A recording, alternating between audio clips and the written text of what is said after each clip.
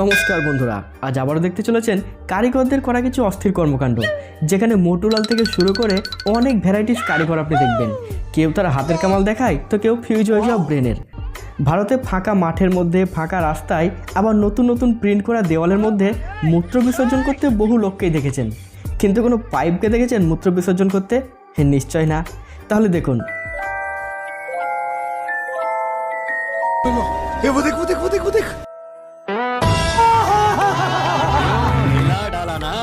বাহ, কে কারিগরি হে!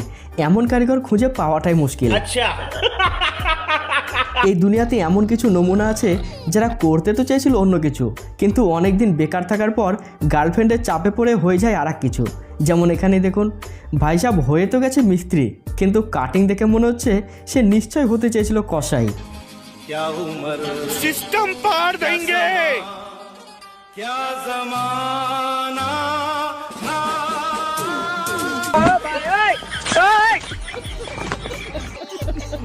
বাড়িতে সবচেয়ে গুরুত্বপূর্ণ জিনিস হলো দরজা, যা দিয়ে বরের এন্ট্রি থেকে শুরু করে আত্মীয় স্বজনকে তাড়ানো পর্যন্ত অনেক মহত্বপূর্ণ কাজ হয়ে থাকে। কিন্তু এবার দেখুন এই বিলেত ফেরত মিস্ত্রির কামাল। রুম তো বানিয়েছো ভাই, কিন্তু দরজা কোথায়?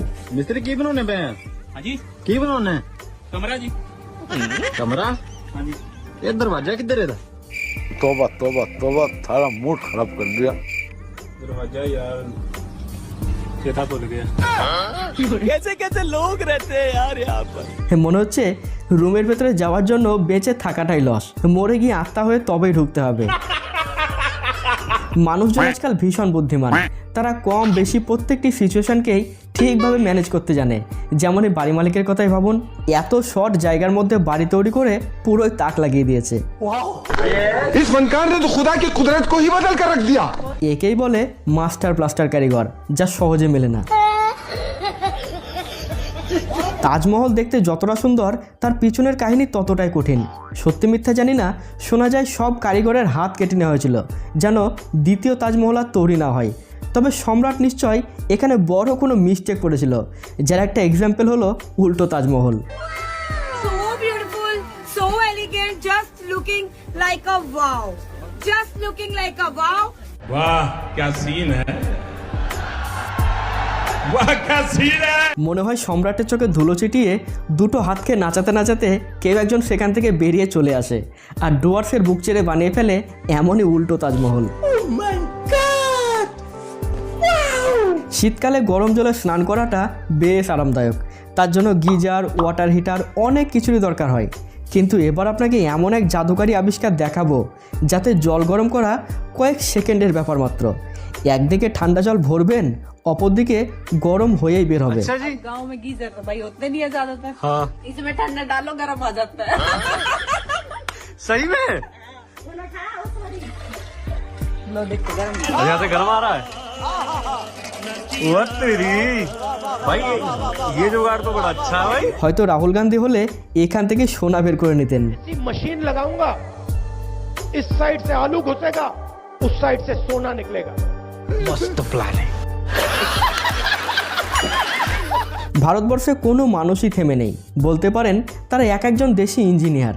আবিষ্কার তাদের রক্তে মিশে আছে। যেমন এই চাষি ভাইয়ের আবিষ্কারটাই দেখুন, ধান থেকে তুষ বের করার এক অভিনব আবিষ্কার।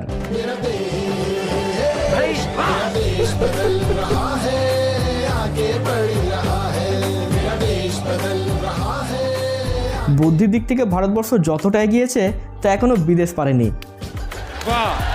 এবারে হেলিকপ্টারটি দেখুন, মানুষ এখানে আইনস্টাইনের থেকেও বেশি আইকিউ নিয়ে চলে।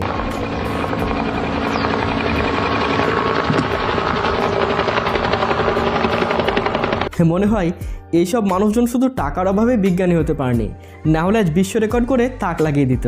কি ঠিক তো? बात तो सही है ভাই, টাকা একদিকে আর শখ একদিকে।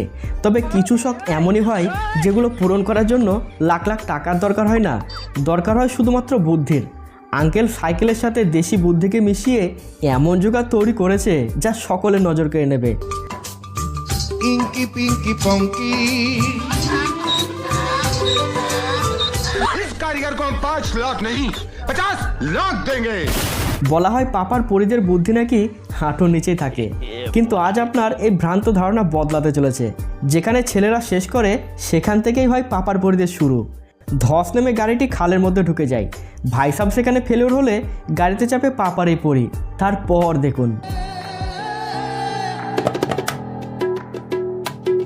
और अभी तो रुको, क्लाइमैक्स अभी बाकी।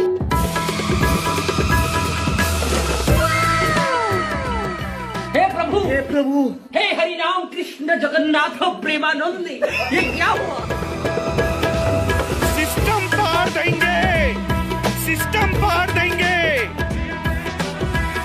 वाह दीदी, वाह दीदी, दीदी, वाह दीदी, दीदी, दीदी। তো দেখলেন দিদির কামাল। গাছের কাজ হচ্ছে ফল ও অক্সিজেন দেওয়া, বদলে কার্বন ডাইঅক্সাইড নেওয়া। কিন্তু আমাদের নতুন নতুন ইঞ্জিনিয়ার ও ইলেকট্রিশিয়ানসরা তার রূপ চেহারাকে পুরো বদলে দিয়েছে আর বানিয়ে ফেলেছে এমনই মোবাইলের টাওয়ার। पेड़ फायदेमंद होते हैं ये तो सुना था, आज देख लो। इंजीनियर को या इलेक्ट्रिशियन को सलूट है भैया, ये क्या बनाया है, ये पेड़ है, टावर है, ये देखो। बताओ मेरे আমাদের দেশে বিভিন্ন ভ্যারাইটিস ইঞ্জিনিয়ার পাওয়া যায় সত্যি, যারা একদম মাল্টি ট্যালেন্টেড বলতে হয়। আবিষ্কার যদি কোনো গেম হতো তাহলে ভারত সবার আগে র্যাঙ্ক করতো। এখানে একটার পর একটা দেশি নমুনার খোঁজ পাওয়া যায়, যা বিদেশিদের কাছে কল্পনার বাইরে। এখানে ওয়েস্টেজ বলতে কোনো কিছুই নয়। যেমন এই আবিষ্কারটাই দেখুন।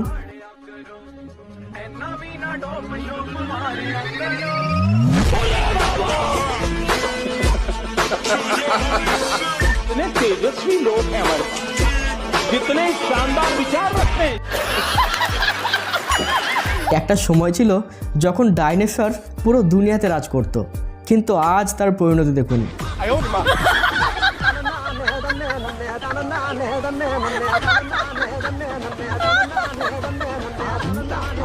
যদি অরিজিনাল ডাইনোসর পৃথিবীতে থাকতো, মানুষ হয়তো তাকেও বশ করে ফেলতো। বর্তমান দিনে সবচেয়ে গুরুত্বপূর্ণ ডিভাইস হচ্ছে মোবাইল, যা আপনাকে দিনের শুরু থেকে শেষ পর্যন্ত সমানভাবে সাথ দেবে। কিন্তু এই মোবাইল ব্যবহারের পর বাড়ি থেকে যখন কড়া বিধিনিষেধ চলে আসে, তখন সবচেয়ে বড় সমস্যা হয় গেম খেলা নিয়ে। এই প্রবলেমের সলিউশন খুঁজে বের করেছে এই খুদে গেমাররা। किसने बनाया ये मुजस्समा? किसने बनाया ये मुजस्समा? इस नाची से अपने हाथों से बनाया नवाब।